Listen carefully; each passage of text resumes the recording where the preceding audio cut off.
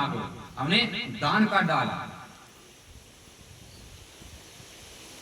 अब दान का भी नियम है, ऐसा न दान करो तुम्हारे सर पर ऋण चढ़ जाए, तुम लेकर कटोरा मांगने लगो। जो परमात्मा की कथा में, पूजा पाठ में ही जो काम, चाहे दान करे, या समय दे, चाहे कथा श्रवण करे, वही हमारे काम में आने वाला, बाकी कोई काम आने वाला नहीं। उधर एक गाय का पूंछ पकड़ाने का अर्थ होगा।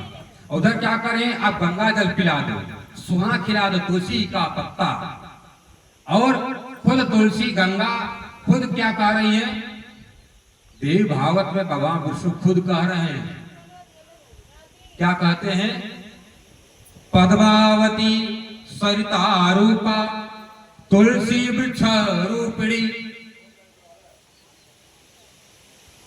पद्मावती सरिता नदी रूपा, पद्म मतलब होता कमल, पद्मनाभ मतलब होता भगवान विष्णु, और पद्मावती मतलब होता लक्ष्मी।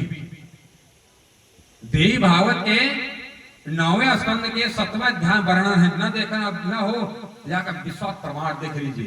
देवी भागवत के 9वें स्कंद का 7वां अध्याय। पद्मावती सरता रूपा तुलसी वृक्ष रूपी, हर घर में तुलसी का पौधा है। अब कहते हैं, हे तुलसी, हे गंगा, हे जमुना, हे त्रिवेणी, हे भारत के 3 करोड़ तीर्थ, तुम सबकी मुक्ति कब होगी, कब इनकी मुक्ति होगी? काले मतलब कलयुग, कले 5 सहस्त्रे गते वर्षे च मोक्षण। कलयुग का कितना समय के बाद, कलयुग का जब 5000 मतलब 500,000 गति में बीत जाएगा, तब ये सब गंगा जमुना सबका मुक्ति हो जाएगी। जब बताओ संसार जब गंगा है नहीं, आप डुबकी मारने जाते क्या करेंगे? गंगा, गंगा जी धरती पर हैं। इस समय कलयुग का कितना समय चल रहा है? 6500 साल। और उधर क्या कर देवी भारत में कब तक गंगा रहेगी संसार धरती में? तुलसी कब तक रहेंगी? सत्य तीर्थ कब तक रहेंगे? 5000 बीतने के बाद। अब 5000 बीत गया है, अब कितना समय चल रहा है? 6500 चल रहा है। जिस दिन भगवान कृष्ण चले गए थे द्वारिका को छोड़ करके वैकुंठ, उसी दिन कलयुग आ गया था। भगवान कृष्ण जी के जाने के 5000 वर्ष के बाद, हे गंगा तुम्हारी मुक्ति हो जाएगी। तो मुक्ति करने वाले कौन आएंगे? कहते हैं श्री कृष्ण मंत्र उपासका नाम, जो परमात्मा कृष्ण जी के उपासना करने वाले परमहंस हैं, वो परमहंस आएंगे। उन परमहंसों के स्पर्श करने मात्र से, हे गंगा, हे जमुना, तुम सब मुक्त हो जाओगे। अब विचार करिएगा, जब बताए गंगा तुलसी खुद चाहना कर रहे कि भगवान कृष्ण जी के भक्त हमको एक बार स्पर्श कर दे, हमको छू दे, उनके छूने मार्ग से हम गंगा, हम तुलसी मुक्त हो जाएं। आज उन भक्तों को हम, गंगा जी भगवान कृष्ण जी के भक्तों से मुक्ति होने के लिए आशा करती हैं, और उन भक्तों को हम गंगा जल पिला रहे हैं और तुलसी खिला रहे हैं। गंगा जी तुलसी पार करेगी, इनको पार करेगी। तो खुद चाहना करे कृष्ण जी के भक्त हमको स्पर्श कर दे, हमको स्नान कर दे, छू दे। अपना पैर उधर करिए, इधर पैर न करिए। अरे आप लोगों को समझ नहीं आता कि पहुनाई थोड़ी आई है, कथा में आए हैं बैठे।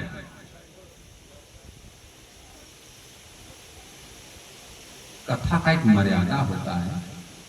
ये चलता फिरता तीर्थ, घर का तीर्थ, घर का पाप तीर्थ में कर जा पड़े, ऐसा तीर्थ है यहाँ पर, ये जो तीर्थ पाप रहेगा ये कहीं कट नहीं सकेगा।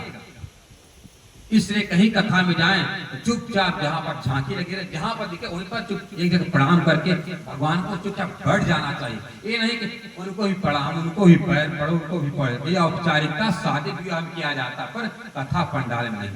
कथा में जहाँ भगवान की झांकी लगी है, चुपचाप उनको प्रणाम करके एक जगह पर बैठ जाना चाहिए। जब कथा पूर्ण हो जाए, उसके बाद जो कुछ करना होगा, दान दक्षिणा जो कुछ करना तो जाकर दे दो।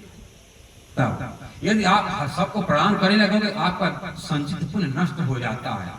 इसलिए एक बात जरूर ध्यान, कहीं कथा में जाएं, बोलने का प्रयास ना करें और चुपचाप जहाँ रहे पर बैठ प्रणाम करके बैठ जाना चाहिए। ये कथा का हो रहा है। और हाँ, और ऐसा है कि हम तो नहीं सुने पर तुमको भी सुने दे। हम बतियाएंगे तो तुमको भी बतियाएंगे। कहने का मतलब हम तो जाएंगे तो जाएंगे पर तुमको नौ हाथ का पगहा भी लेकर चले जाएं जो गाय बांधा जाता है जिसे, इसलिए ऐसा ना करें। हम कथा सुनने का पुण्य लेने के लिए, पाप नहीं। और भविष्य पुराण में कहा गया है, श्री कृष्ण लीला मयम ग्रंथम नरास्ता विश्वति तदायम चौकी ब्रह्म संबंधता। जहां पर परमात्मा कृष्ण जी की ब्रह्मवाणी, कृष्ण जी के ग्रंथ का, कृष्ण जी की कथा का चर्चा सत्संग होता है, वहां पर जाकर बड़े बड़े देवता क्या करते हैं? चौकीदारी, चौकी भ्रम संबंधता, मतलब क्या करते हैं वहां पर? उस स्थान की चौकीदारी करते हैं। जब कौन चौकीदारी करता है? ब्रह्मा विष्णु हरस्त्रयो गणेशो बसवो गुरु। ब्रह्मा जी, विष्णु, शंकर, गणेश जी और 11 रुद्र, 12 आदित्य सब जाकर परमात्मा राज जी कृष्ण जी के कथा में जाकर हाथ युक्त करके खड़े रहते हैं यहाँ पर। इसलिए चौकीदारी का कथा में कोई अलाय बेलाय न आने पाए। इसलिए ये न सोचिए हम लोग इतने बैठे हैं। जिस स्थान में परमात्मा की कथा होती है वो स्थान बहुत भाग्यशाली होता है। आप काली माई के मंदिर के पास बैठे हैं, वो भी कितना खुश होंगे कि आज मेरी जमीन, मेरे मंदिर के पास परमात्मा पूर्ण ब्रह्म की कथा हो रही। आज उस परमात्मा के कारण से ये हम सबको कथा उसको सुनने को मिल रहा है। हम लोग संसार के रहने वाले प्राणी, हम लोग पैदा मरने वाले, हम देवी देवता भी उस परमात्मा को नहीं जानते थे। आज उस परमात्मा का कृपा से खुद परमात्मा जब कृष्ण जी आए प्राणनाथ रूप में, क्या लेकर? क्या ब्रह्मवाणी ले आए। इसलिए जहां पर परमात्मा कृष्ण जी की कथा चर्चा हो वहां पर जैसे हमारे पास जीव ही ना हो,